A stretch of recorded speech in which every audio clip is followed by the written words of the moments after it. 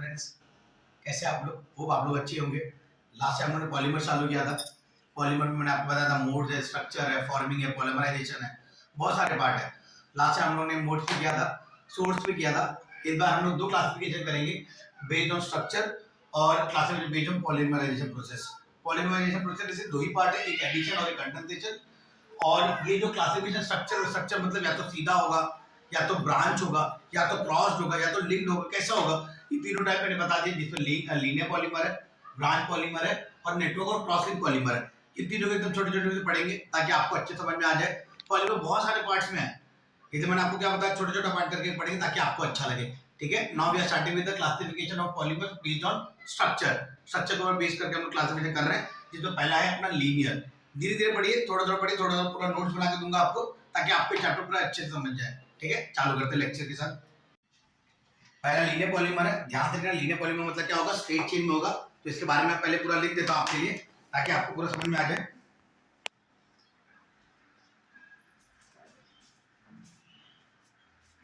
They are made up of long continuous chain without any attachment। Attachment मतलब कोई भी branch में नहीं रहेगा, मैं वो भी लिख दूंगा आपके लिए। विदाउट एनी अटैचमेंट, अटैचमेंट मतलब ब्रांच में, विदाउट एनी अटैचमेंट ब्रांच। इसके अंदर रिपीटिंग यूनिट क्या होगा? ध्यान देना, the repeating unit are join together. छोटे छोटे यूनिट एक साथ जुड़ के एक बड़ा चेन बनता है। वो किसका है वो भी स्ट्रक्चर बनाऊंगा यहाँ पे, ध्यान से देखना। पहला पॉइंट मैंने लिखा, they are made up of long continuous chain without any attachment. Attachment मतलब ब्रांच में। द रिपीटिंग यूनिट क्या होगा? एक दूसरे के साथ अटैच होना ताकि लॉन्ग चेन बन सके। The repeating unit are join together to form a long chain. ध्यान देना, एग्जांपल है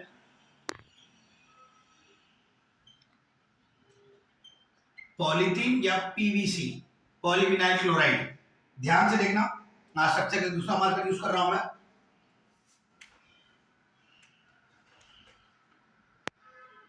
इसका मोनोमर है CH2 डबल बॉन्ड CH2। इसका नाम क्या है? इथीन।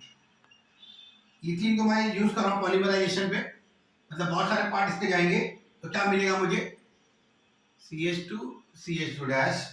ये हो गया आपका रिपीटिंग यूनिट, ये इसका रिपीटिंग यूनिट है। और लास्ट इसका स्ट्रक्चर बहुत सारा बन जाएगा, CH2 डैश। ये रहा आपका स्ट्रक्चर जिसको बोलते हैं पॉलीथीन। पॉलीथीन हो गया। तो आपका मोनोमर क्या था? ध्यान देना, पॉलीथीन हो गया। और ये क्या था? पीवीसी था ना। तो एक और बता रहा हूं, ध्यान देना, CH2 डबल बॉन्ड CHCl। ये हो गया मोनोमर, जिसको बोल, इस मोनोमर का पॉलीमराइजेशन का मतलब बहुत सारा पार्ट होगा इसका। CH2CH, यहां पे आएगा आपका क्या? ध्यान देना, Cl जो लिखा है यहाँ पे, ये बहुत सारा पार्ट हो गया। अब आपका बनेगा क्या? PVC। स्ट्रक्चर यहाँ पे जगह थोड़ा छोटा है, इसको रब करके थोड़ा सा यहाँ पे बता रहा हूं मैं आपको, ध्यान से देखना।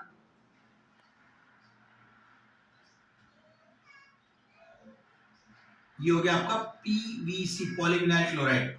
यहाँ पे इसका मोनोमर है विनाइल क्लोराइड। विनाइल क्लोराइड से आपका ये क्या बना? Repeating unit. रिपीटिंग यूनिट से आपका क्या बन गया? PVC। ये आपका लीनियर पॉलीमर था। लीनियर पॉलीमर दोनों एग्जांपल थे, दोनों कैसे बनते हैं, क्या मोनोमर है, ये मैंने आपको पूरा चीज समझा दिया मोनोमर में, लीनियर पॉलीमर में।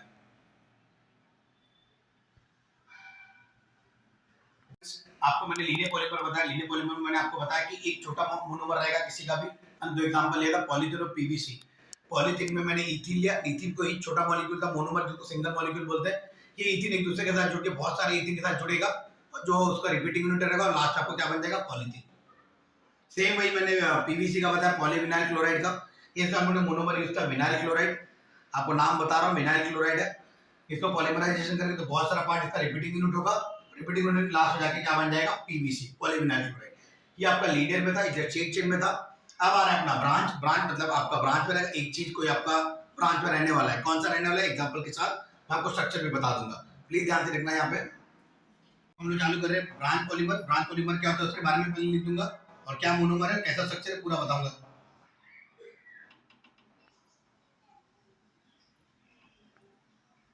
This polymer consist of chain structure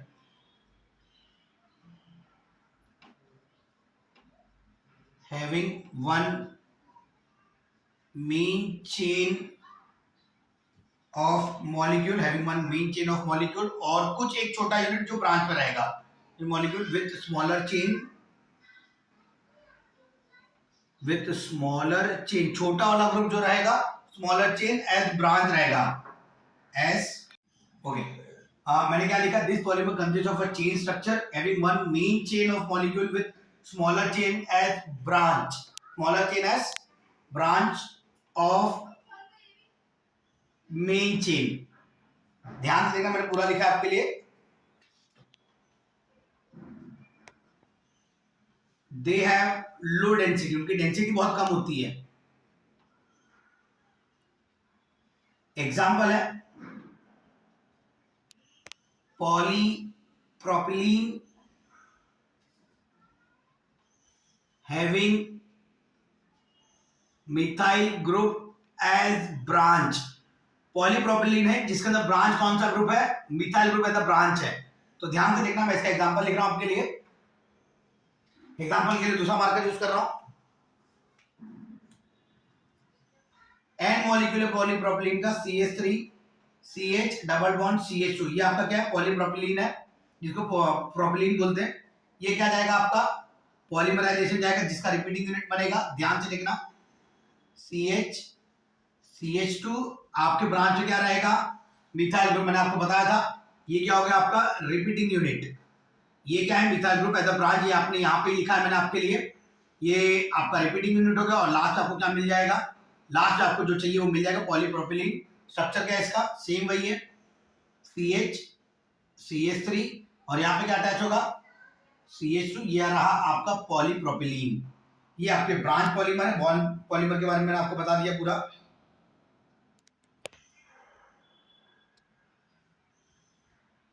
hello friends, आपको मैंने आज लीनियर पॉलीमर बताया, ब्रांच बताया। ये क्लासिफिकेशन किसका था, स्ट्रक्चर का था। स्ट्रक्चर के अंदर एक और है जिसको बोलते हैं नेटवर्क और क्रॉस लिंक पॉलीमर। तो लीनियर पॉलीमर में क्या रहेगा, एक स्ट्रेट में रहेगा, कोई भी ब्रांच में नहीं रहेगा। ब्रांच वाले में क्या रहेगा, छोटे छोटे मॉलिक्यूल बनके एक ब्रांच और एक मॉलिक्यूल मिथाइल ग्रुप जो रहेगा ब्रांच में। आपको एक क्वेश्चन पूछा गया एंट्रेंस में कि ब्रांच वाले कार्बन एटम कौन सा रहता है, स्मॉलर यूनिट रहता है, और स्मॉलर यूनिट का नाम क्या रहता है, मिथाइल ग्रुप। हम मैं जा रहा हूं क्रॉस लिंक पे, ध्यान से देखना क्रॉस लिंक का क्या है एग्जांपल, कैसे क्या है, पूरा चीज मैं आपके लिए लिख रहा हूं।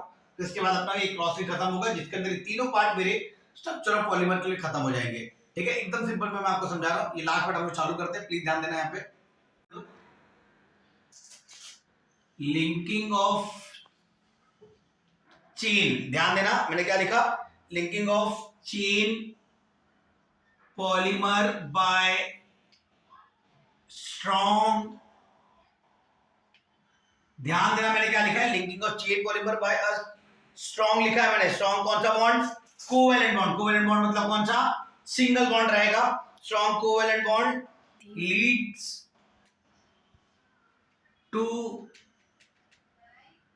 network, leads to network like structure, leads to network like structure। आपका चेन पॉलीमर एक कोवेलेंट बॉन्ड से जुड़ा होगा जो बनाएगा नेटवर्क लाइक स्ट्रक्चर। ध्यान देना मैंने पूरा लिखा आपके लिए। They are also called cross link polymer, they are also called cross link polymer. Network भी बोलते हैं उसको और क्रॉस लिंक पॉलीमर भी बोलते हैं। एग्जांपल के तौर पे मैं लिख रहा हूं एग्जांपल, ध्यान देना एग्जांपल कौन सा है यहाँ पे एग्जांपल है melamine,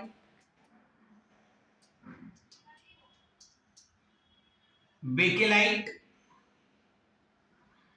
melamine, bakelite, vulcanised rubber, लेकिन आप कोई भी दो लिख सकते हैं। वल्कनाइज्ड रबर है, एक सेकंड रुको, देखो मेलामाइन और बेकेलाइट के बारे में मैं आपको यहाँ पे बता रहा हूँ। वल्कनाइज्ड रबर का एक पूरा बड़ा पार्ट है जिस तरह सल्फर की मात्रा ऐड करके किसी भी चीज को और ज्यादा स्ट्रॉन्ग कर सकते हैं, वो पूरा पार्ट एक अलग ही है, उसके बारे में मैं आपको एकदम अच्छे से बताऊंगा। ध्यान देना, आज हम लोग पहले ये दो एग्जांपल बताता हूं मैं, वेलेमैन और बेकेलाइटर नेटवर्क और क्रॉस लिंक स्ट्रक्चर में। इसका एग्जांपल मैं आपको करके दिखा रहा हूं, ध्यान से देखना।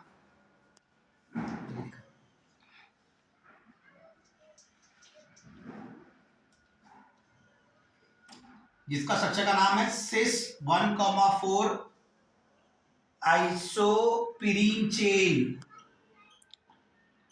ये इसका है स्ट्रक्चर का, कैसे बनता है ध्यान देना।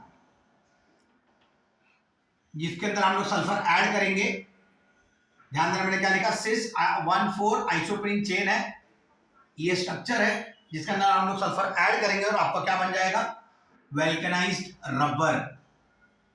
यही एग्जांपल आपके बुक में भी दिया हुआ है। वेल्केनाइज्ड रबर क्या होता है, इसके बारे में पूरा एक अलग पार्ट है। ये आज जो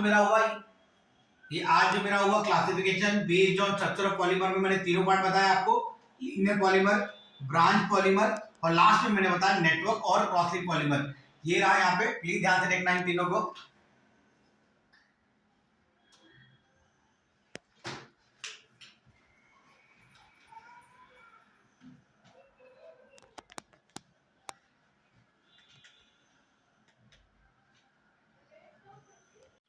हेलो फ्रेंड्स, आज हम लोगों ने क्लासिफिकेशन बेस्ड ऑन स्ट्रक्चर पढ़ा, लीनियर, ब्रांच और क्रॉस लिंक और नेटवर्क लाइक स्ट्रक्चर। अगर मैं इसको पढ़ाऊं तो लेक्चर थोड़ा ज्यादा बड़ा हो जाएगा और मैं चाहता हूं कि आज आप लोग हमेशा छोटा छोटा पार्ट पढ़े और अच्छे से पढ़े, इसलिए मैं एक दिन छोड़ के डाल रहा हूं वीडियो लेक्चर, ताकि आप लोग अपना नोट्स भी बना ले और पढ़ भी ले। रोज थोड़ा थोड़ा पढ़ेंगे, आपका चैप्टर पूरा अच्छे से हो जाएगा। एक हफ्ता लेक्चर लगेगा मेरे को और ये चैप्टर मेरा अच्छे से खत्म हो जाएगा। तो जो नेक्स्ट लेक्चर में था मेरा ये जो पार्ट बाकी है, classification based on polymerization process, addition polymer है और कंडेंसेशन पॉलीमर है, इनको भी मैं आपको एकदम अच्छे से बताऊंगा एग्जांपल के साथ। होप आप लोग आज के लेक्चर के लिए आप इतना ही पढ़िए, इतना ही नोट बनाइए। होप मैंने आज आपको पढ़ाया, मेरा लेक्चर आपको समझ में आया रहेगा। अगर समझ में आया तो प्लीज मेरे चैनल को लाइक करिए, सब्सक्राइब करिए और ये उन लोगों तक शेयर करिए जिनको इस लेक्चर की ज्यादा जरूरत है। थैंक यू बच्चों लोग, अच्छा लगा आप लोगों को पढ़ा के।